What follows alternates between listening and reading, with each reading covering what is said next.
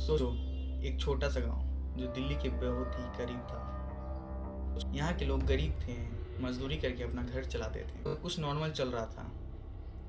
फिर एक दिन एक बच्ची अचानक गायब हो गई। परिवार वाले पुलिस स्टेशन गए। पुलिस वालों ने कहा कि बच्ची है, कहीं खेलते घूमते भुला गई होगी, वापस चली आएगी।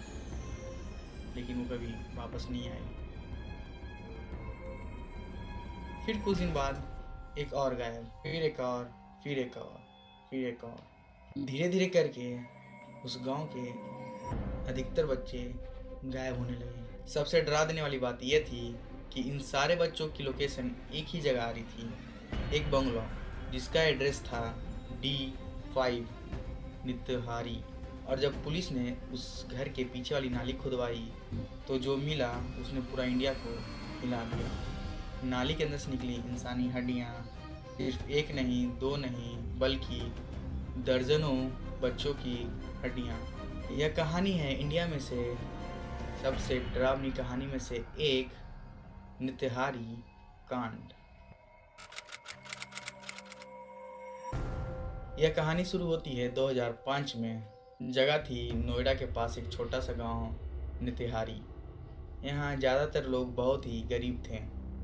यहाँ के लोग काम करते थे, मेड का काम, कुछ लोग कंस्ट्रक्शन पे मजदूरी का काम, ऐसे ही छोटे मोटे काम वगैरह किया करते थे। उनके बच्चे अक्सर गलियों में ही खेलते थे, क्योंकि पेरेंट्स सुबह से शाम तक अक्सर काम पे ही होते थे। लेकिन धीरे धीरे करके इस गांव में एक अजीब सा डर फैलने लगा। बच्चे अचानक से गायब होने लगे।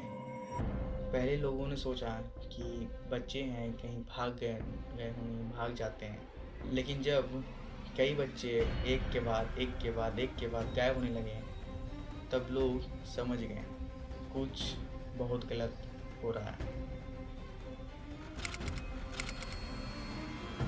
2005 और 2006 के बीच कई बच्चे गायब हो गए। ज़्यादातर विक्टिम्स छोटी लड़कियां या छोटे बच्चे थे। उनकी एज होती थी 6 से करीबन 14 के बीच। हर बार पेरेंट्स पुलिस स्टेशन जाते हैं रिपोर्ट लिखवाने, लेकिन कई बार पुलिस ने उनकी बात को सीरियस नहीं लिया। कुछ पेरेंट्स ने बाद में बताया कि पुलिस ने उनसे कहा बच्चे भाग जाते हैं, मिल जाएंगे। सच यह था कि बच्चे कहीं वापस नहीं गए। हर नया दिन किसी न किसी परिवार के लिए डर लेकर आता था।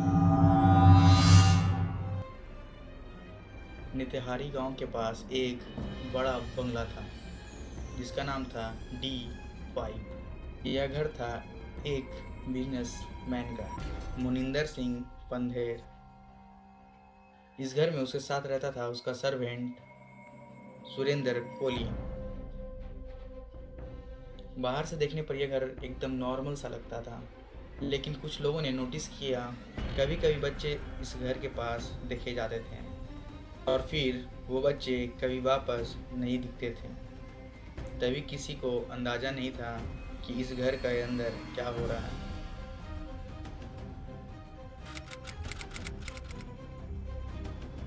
दिसंबर 2006 में कुछ लोगों ने नोटिस किया कि बंगलो D5 के पीछे वाली जो नाली है उससे बहुत ही गंदी स्मेल आ रही है। लोगों ने पुलिस को इन्फॉर्म किया। पुलिस जब वहाँ पहुँची तो उन्होंने नाली को चेक किया और फिर जो मिला वो किसी हॉरर फिल्म से कम नहीं था। नाली के अंदर से मिली इंसानी खोपड़ियाँ। पुलिस ने तुरंत एरिया को सील कर दिया और जब डिगिंग शुरू हुई तो एक के बाद एक इंसानी हड्डियाँ मिलती गई। फोरेंसिक टीम ने जब इन्वेस्टिगेशन किया, जांच किया, तो उन्होंने बताया कि इनमें से कई हड्डियाँ बच्चों की हैं। पूरे देश में डर का माहौल हो गया।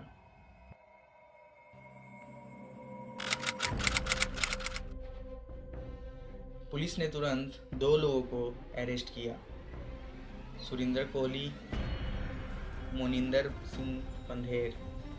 इन्वेस्टिगेशन के दौरान पुलिस ने सुरेंद्र कोहली से इंट्रोगेशन की रिपोर्ट्स के मुताबिक उसने कुछ ऐसे क्राइम्स कन्फेस किए हैं जो सुनकर लोगों के रूह कांप जाएगी।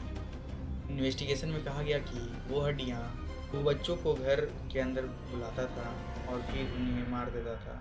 उसके बाद बॉडीज़ को पीस में तोड़कर ड्रेन में फेंक देता था। यह डिटेल्स इतनी हॉरिंग थी कि मीडिया में भी उन्हें पूरी तरह डिस्क्राइब नहीं किया गया।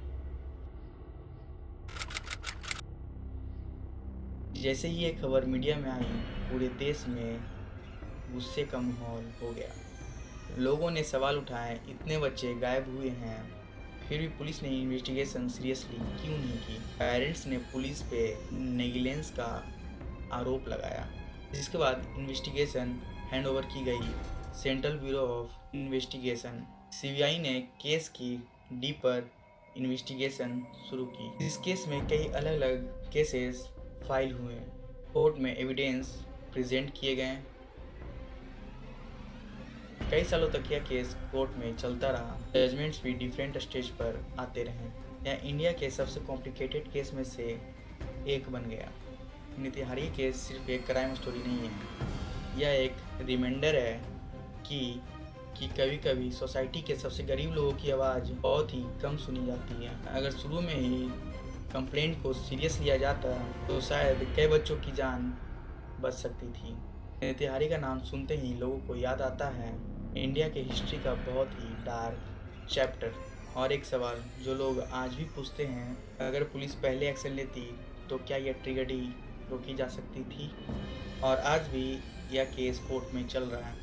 अगर आपको ऐसे ही क्राइम स्टोरी पसंद है तो मैंने इसके पहले डाला था कि लोग कैसे इंस्टाग्राम से बात करके फंसाते हैं और फिर उनके साथ कांड होता है, मर्डर कर देते हैं। अगर आपको देखना हो तो इसके पीछे हम इस वीडियो पे क्लिक करें और देखें। मिलते हैं आपसे नेक्स्ट वीडियो में, जब तक के लिए जय श्री राम।